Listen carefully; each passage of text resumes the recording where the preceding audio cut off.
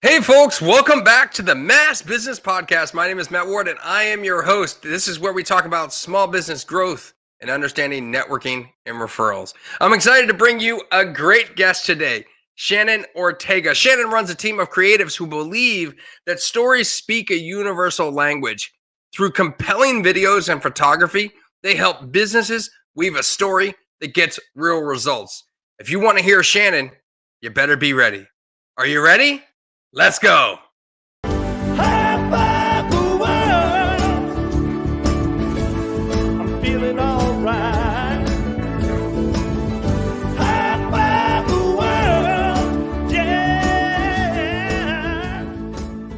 Welcome to the Mass Business Podcast, where small business owners, also known as risk takers, share their stories about the growth of their business and themselves. Our interviews and our content is focused on growing a small business and understanding networking and referrals. I say it all the time, and I'll say it again today. You never know where your next referral will come from.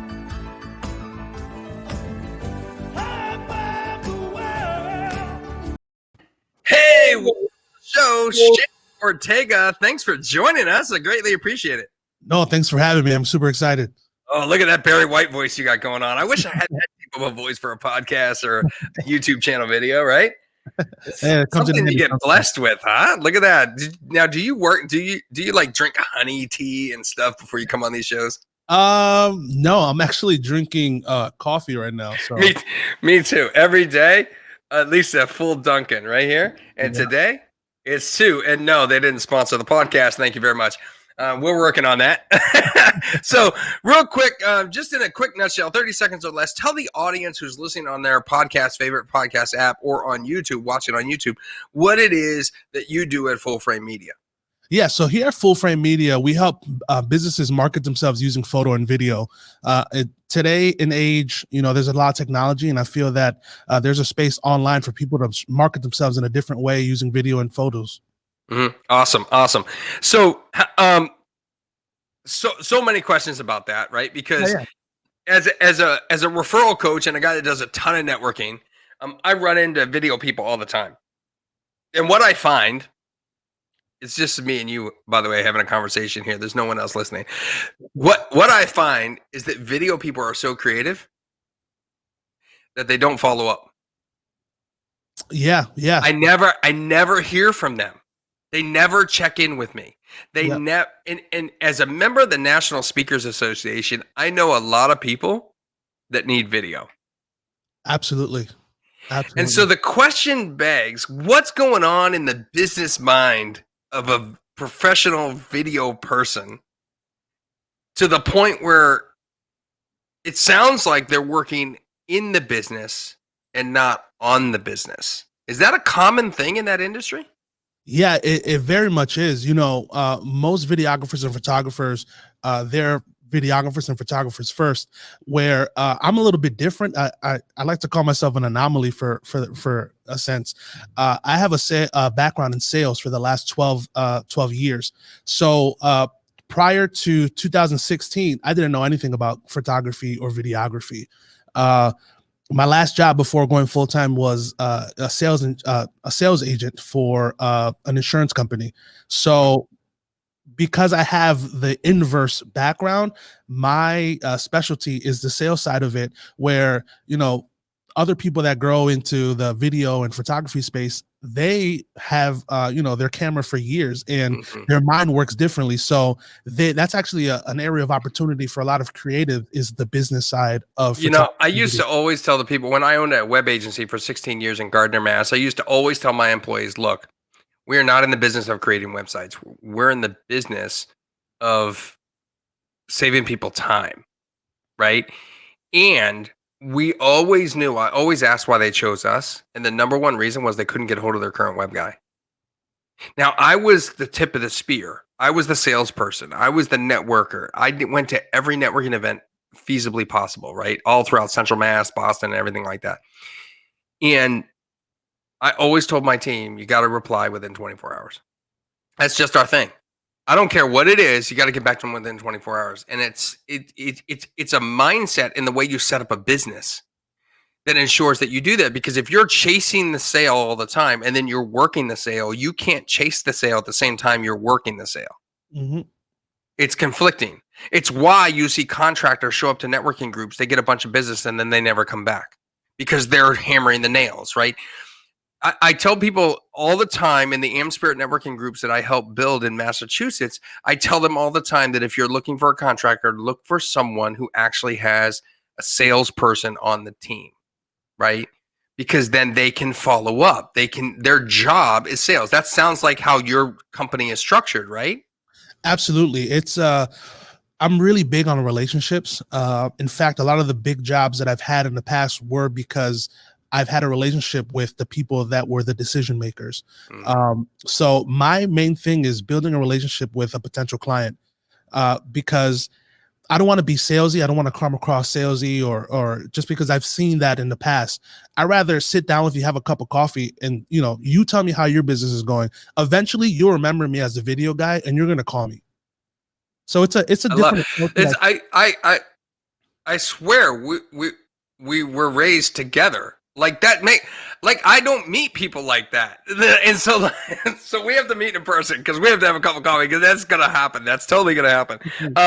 Tell me about how how long have you had your business now? So the business started in 2017. Within the last 6 months, I rebranded everything. Prior to that, I was going as Shannon Ortega Photography, but because we're bringing on different people, I want to be able to have different people show up to projects instead of Shannon Ortega. So now it's Full Frame Media. So we've been in business since 2017, mostly as a solo entrepreneur, but we're looking to grow. Shannon, I love that company name though, Full Frame Media. It's just really kind of cool. You're like in the full frame. I love the play on words with what you do, and that's fantastic. As you're starting to grow, what's your biggest challenge? Right now, I'm looking to scale the business. I'm at a point where I have contractor photographers that work under the company, but there's still so much work that needs to be done, and I need more people. So right now, what I'm working in 2021 into 2022 is scaling the business so that I can bring on more people, we can take on more clients, and everyone be happy. Yeah. And Ryan McAniff, a previous guest on the podcast, said something very interesting about obtaining additional people and scaling a business. One thing he said is oftentimes small business owners look to scale a business in a way. So they try to scale the business before investing in the business. And what they need to be doing is investing in the business before they try and add on the people, right? So what he was saying was you got to invest in the people to grow the sales, not grow the sales to invest in the people. Oftentimes small business owners go the wrong route on that. What they're often trying to do is try and get more sales, but then they can't work the sales because they don't have the team. And the challenge that I did when I was at the web companies, we always tried to have about 150% capacity on work for the employee in the role before we added a second employee in that role. And then they both would end up at like 75% capacity, right? And so that was a common thing that we would do. Season one, we're focusing on one primary thing through the growth of a small business, and that's educating yourself. Tell me a little bit about how you do that. So just to give you a little background, I bought my first camera in 2016. Prior to that, I had no idea about photography. So the way I learned the most was YouTube. So if there was something I wanted to learn, I log on to YouTube because YouTube is kind of like a search engine too. So if you put in a question on YouTube, you'd be surprised how many videos come up. So I'm primarily self-taught, if count YouTube. So I take learning very seriously. If I don't know something, I'm not scared to tell a client, hey, you know what? I'm not exactly sure how to do that, but I'm going to find out and I'll get back to you. I think it's very important to have communication with your client that way and transparency. So I'm very huge on learning. So before I go to bed, sometimes I'll pop in YouTube and I'll take a look at stuff. Right now, because I'm trying to scale the business, I'm learning a lot about leadership and profitability. So that's really what I'm learning right now because of where I want to be in the beginning of 2022. Yeah, profitability is key. My good friend Mike McAllowitz wrote a book called Profit First, which is fantastic. It's all about how do you, take money, it's income minus profit equals how much you can spend on expenses. And it changed the game in my web business and allowed me to sell it in 2018 for a number that's so crazy. I wouldn't have been able to get that kind of money. So, yeah, you definitely got to think about that. What, so you're learning about leadership and profitability right now. Yep. And when it comes to tools in your business, like what, not the tools that you use to, in full frame, right, media, like to produce a video, but what tools are you using to run your business in an effective way? As far as like software and Yeah, things like that? yeah. What one tool can you share with the audience that is a game changer in running a business? Yeah. So right now I would have to say it's my CRM, my customer relationship management tool. I use something called 17 Hats. Oh yeah. That allows me to do everything that I need to do, from emails to invoicing to appointments to questionnaires, everything you can think of. I can even track time, work on a project. So I think that is the most important thing that I have that helps me stay organized when dealing with my clients. How did you find out about 17 Hats? YouTube. So because I have the sales background, I knew that when I worked in insurance, I had a CRM there. So I'm like, I need a CRM for my business. So I just sat down and I follow a lot of videographers and photographers. I'm like, what are they using? And because if someone's using it in the industry that I'm looking to get in, that's what I should be using. And I found 17 Hats and I love it. That's awesome. I use HubSpot to track my notes and in my CRM, and I'm not a huge fan of HubSpot as a whole. I'm just a fan of the fact that it tracks the emails that you send and creates Mhm. contacts in the system automatically, and then it allows you to create notes and tasks and reminders. I don't use it for all the marketing suite of things. I use it for the business management side of things. So that's Yeah, cool. 17 Hats is an all-in-one service too. it is. I love it. Yeah, that's good. That's good. So, how much networking are you doing these days, Shannon? So right now, I haven't been doing too much within the last 6 months or so, just because we're expanding the business, switching the business name. We just took over a 2,500 square foot space, so that's been taking the bulk of the time. Prior to that, I was part of a BNI group Mm-hmm. where, Mm-hmm. if you're familiar Yeah, with. yeah, in-person networking or in Zoom with the pandemic, but yeah, weekly networking groups, absolutely. Yeah, M Spirit is very similar to that, and the thing is with these networking groups, no matter what they are, no matter how often you do them, you just got to keep doing them, right? And because that consistency is what drives the referral side of it. So how Absolutely. are you doing well with getting referrals in your business, and where are those referrals coming from? What type of industry professionals are sending referrals your way? So right now, I work with a lot of real estate agents, Hmm. which the referral network there is a little tough because they're pretty much all competitors if you really think about it. Um, so what I build relationships with a ton of different businesses. So I think of all the people that would work with a real estate agent, whether it be a client, a mortgage broker, Hmm. an inspector, anyone that has a touch point with a real estate agent, and I start working them. And surprisingly, a lot of people send me referrals to their favorite real estate agents. So Realtor. That's exactly what you should be doing. That's yeah, exactly what you should be doing, because if the real estate agent is the person that's hiring you, then effectively they're the client.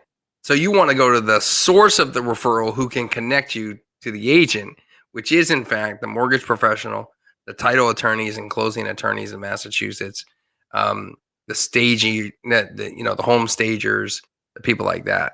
yeah. So Even the brokers sometimes. I have some great relationship with brokers in the area, and mhm. they refer their agents over to me. So it comes in handy. And is it challenging for you to sort of educate all these referral sources about what you do and to stay in touch with them on a regular basis?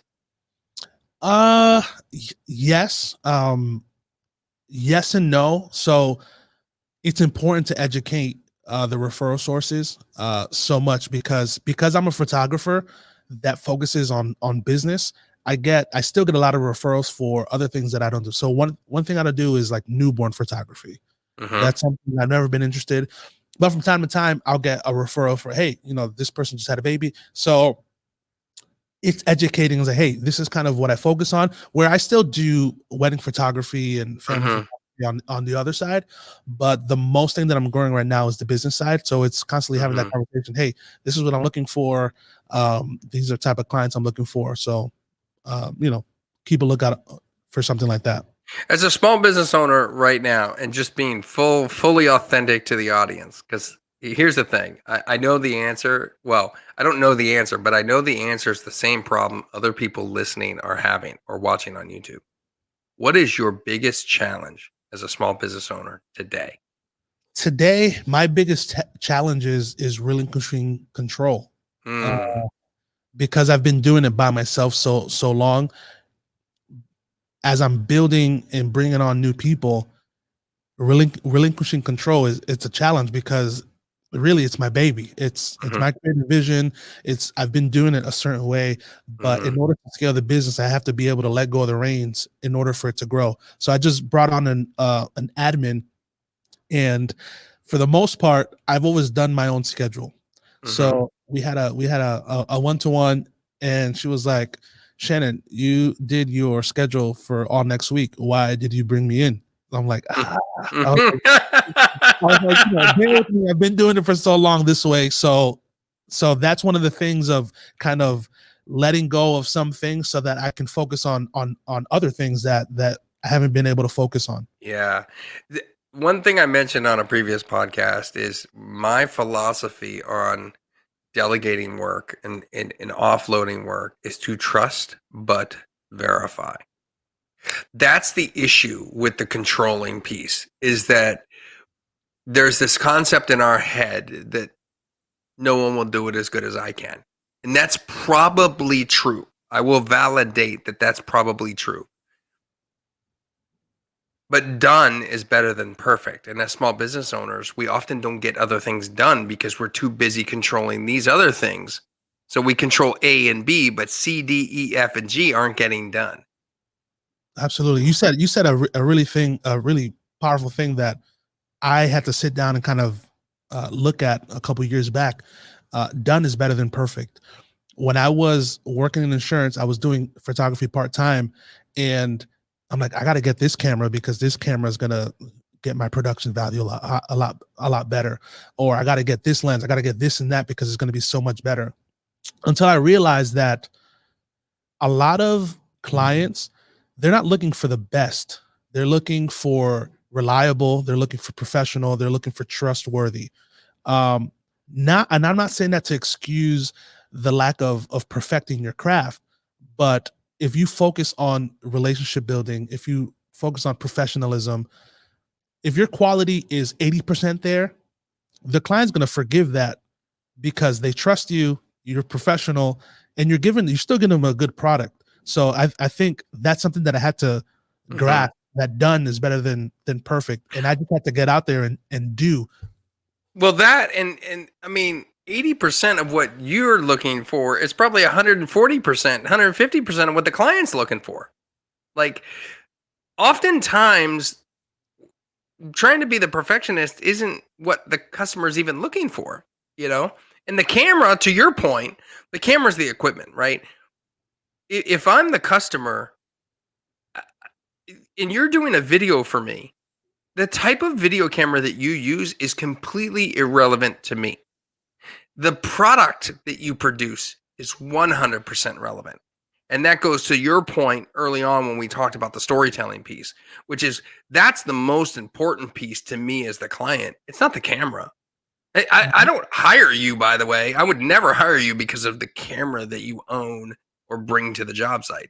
I would hire you because of the vision of the story that you see and the quality of work I've seen you produce, right? That's why I would hire you. And I think once we as business owners start thinking about that in a better way, that what we buy and what we think our customers buy are two different things. Absolutely. Absolutely. That's awesome. So, if there's one thing you could change today about your business, I mean, we know what the problem is, but if there's one thing you could change today about your business, what do you think that would be? Um, Something I can change today, what would it be? You know, I don't think I would change much. One of the things that when going full time, I think I was very good at learning was learning from other people's mistakes. Mm, So I worked very hard in finding out the stuff that could go wrong and planning for those. So one example of stuff that goes wrong for videographers is you meet with a client, they want to do video work. You bill them and they pay you, you do the video work, and then later on they say, "Hey, this is not what we wanted." And the videographer, let's say the videographer 100% did what was asked. There's no way, no proof to verify all that. So one thing that they don't do is contracts. Say, "Hey, mm, Matt, we want to do XYZ project." I'm like, "Oh, perfect. Let's do that. Let's get it in writing to protect both of us. And mhm, we'll put in detail what's expected, mhm. what's the payment." That's something that a lot of videographers and photographers don't do. Because And they're the creatives, not the business people, like we talked about before. yeah, and the biggest thing is expectation. That's where that's where the disconnect is, that the client has certain expectation, and if it's not met and it's not agreed upon prior to the start of it, someone's disappointed, whether it be the videographer or the client. Someone's going to be disappointed. So prior to even going on set, it's like, "Hey, this is what we spoke about. This is the agreed upon payment. Let's get it in writing." And if there's anything that's off, that's talked about prior to coming out and shooting. So I Absolutely. think those, things like that I've learned. Uh, Not saying that I'm perfect, but those are the small things that I've learned to kind of take on and learn from other people to implement in my business. Yeah, and I think that's a powerful thing for our listeners to hear today. First of all, you got some valuable tools that Shannon talked about. Definitely 17 hats. Um, he brought you some incredible knowledge around uh, not being a perfectionist, not holding on to the jobs, opening up your calendar, delegating, outsourcing, not being the control behind every single thing that has to be done. And then also, talking about the quality, also talking about business professionalism, right? The things that you have to do to be a true business, like a contract. Contracts are not a bad thing, they're a good thing. They hold both sides accountable. You should do contracts for everything you do that involves money exchanging hands in business, and otherwise people are going to get burnt on both sides, and that's where relationships fall apart. So if you're listening about growth of your business, take into account some of the things that Shannon shared today, and I'm sure he'd be happy to talk to you about the growth of his business, whether it's providing the services that he offers or even the growth, the arc by which he's done this now since 2017. Shannon, if people want to get in touch with you after listening to this on their favorite podcast app or watching us on YouTube, how can they get in touch with you? A couple ways. They can email me, Shannon at FullFrameMediaLLC.com, or they can find us on Facebook, Full Frame Media LLC, and they can reach out. They can interact with some of our content, and I'll be happy to answer any questions or even sit down for a cup of coffee. There you go. Cup of coffee. Got to be a large dunks. That's what it is. Thanks for joining us on episode 7 of the podcast, Shannon. We greatly appreciate you having you here. And to all those listeners out there on the podcast and on YouTube, don't forget to interact with us in the comments. Shannon and I will both be commenting back and responding to the comments on this episode, both on Facebook and on YouTube. We greatly appreciate you listening. And until tomorrow, we hope you have a great day. Go make a sale. Take care, everybody. Bye, everyone.